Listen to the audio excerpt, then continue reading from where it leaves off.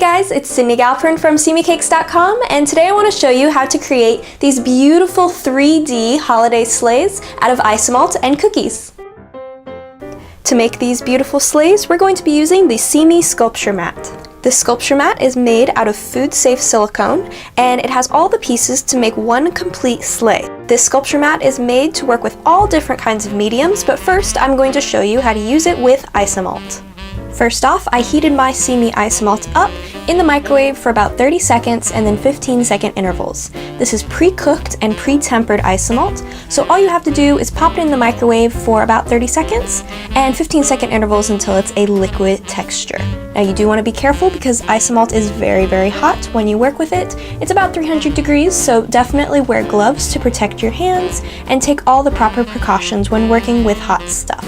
I'm using Red Isomalt today for my sleigh, which you can either achieve by melting down pre-colored red Silicone Isomalt, or you can mix in a little bit of liquid airbrush color, a water or an alcohol-based color. I chose to use Super Red for this project. I'm letting the isomalt settle until it stops boiling. When you first melt it, it's going to be boiling and bubbling, which is good, but if you pour it right away, it's going to be too hot and you're just going to pour all of those bubbles into your sleigh. So I let it settle for just a minute or two until all of the bubbles dissipate and it's completely flat. It's still hot enough that it's going to be very easily pourable, but it's not going to leave too many bubbles inside of the sleigh. Now that the isomalt has settled and it's not boiling anymore, I'm just going to fill in all of the cavities of my sleigh sculpture mat here. Just going very slowly. You can use a smaller silicone bowl to keep from overflowing it if you're nervous, but it just takes practice. The walls of this mold are made very thick, and that is going to keep the isomalt in place and prevent it overflowing. If you did accidentally overflow it or pour a little bit out of the lines, it is going to be very easy to clean up afterwards. Before I let this cool, if I have any bubbles that are sitting on the surface, I'm just going to take my little chef's torch here and I'm going to pop the bubble by just passing the torch lightly over the top of this liquid sleigh. So do this immediately after pouring. If you need to, when pouring very small little points and cracks and crevices, you can use a toothpick or a silicone tool to spread the isomalt very quickly into any of the cavities that it didn't quite fill. I'm going to fill in every cavity of the mold before letting this cool at room temperature for 10 to 15 minutes.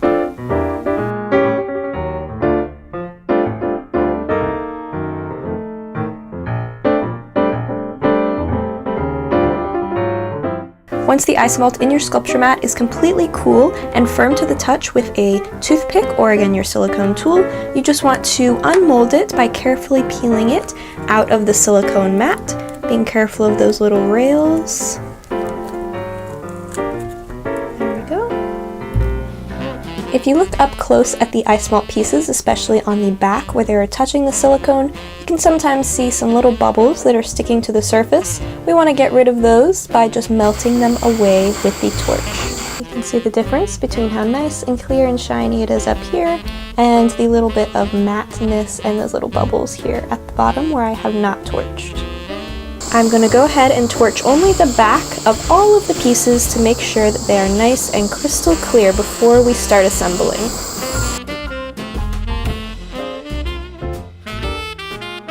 If you have any rough edges on your piece or little overflows, you can also torch those as well now, and that will melt them away.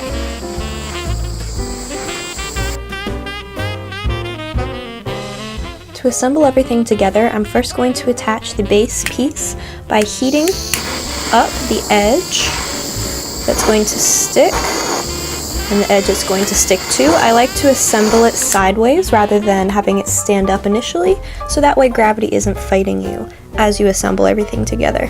So I'm just lining up the long side of this floor piece here, and I will just hold it for a second while it cools. Now I'm heating up the two sides of the backboard piece that's going to be attaching on, and also the base of the sleigh. And very carefully sticking those together. And now the seat is optional. You could leave the seat out and it will fit a cupcake perfectly inside, or you can do the seat if you want it. I am going to for this sleigh, and I'm just going to attach it up and down just like the other pieces. So far you should have something like this. Now to finish the whole thing off, I'm going to lay the other half of the sleigh right on top, mostly heating the pieces that I have already assembled, only just a teeny tiny bit on the side of the sleigh so it doesn't warp.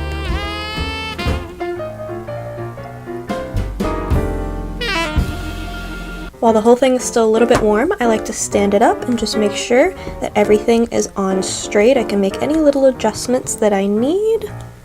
From here, I'm going to add a little bit of paint just to add some glitz to the edges, and I'm going to decorate it with a couple small pulled Isomalt holly leaves and berries, but you can decorate these however you would like to, with piping, with molds, however you want to decorate your sleigh.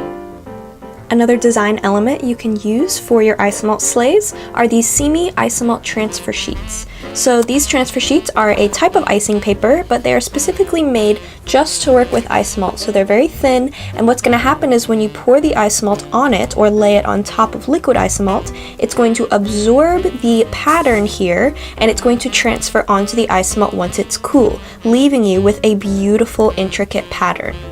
To use these transfer sheets, first I'm going to cut out a piece for each of the pieces that I want to have the design. It does not need to be cut perfectly to the shape that you are going to be filling. It just needs to be big enough to cover the whole cavity. For this sleigh with the paper, I'm going to be using white Isomalt rather than a transparent Isomalt, which is achieved by mixing in petal dust. You can use transparent Isomalt with the transfer sheet, it's just not going to pop quite as much, it's going to be more of a subtle translucent finish. I'm just pouring the Isomalt into the cavity of the mold just like before, spreading it into any cracks and crevices and torching away the bubbles. That's a very important step for this, to make sure there's no bubbles underneath your pattern. Now I'm very quickly laying the paper plastic side up, the matte paper side down so that the paper sticks to the Isomalt, very carefully positioning it to how I want the pattern to lay, and then just laying it right on top. So I'm just going to use my tool, because this is going to be very hot, to tap around, and I'm just pressing it down, not too hard that it overflows, but just enough because the plastic backing can sometimes bow a little bit from the heat, and you want to make sure that the pattern is spread all the way to the edge. I will repeat that process for every piece of the sleigh that I want to have the pattern, so in this case the two outside pieces, and then I will let it cool and peel off the plastic backing. So the plastic backing will peel off as soon as it's cool, and you can see that beautiful pattern just sticks right onto the Isomalt and completely peels away from the plastic. Now I'm going to carefully remove the sleigh, just like before. If you have any little pieces of paper that is sticking to the edge, you can just brush that off. From here, we assemble it as normal, add a little bit of paint to the edges, and there you have your sleigh with an Isomalt transfer sheet.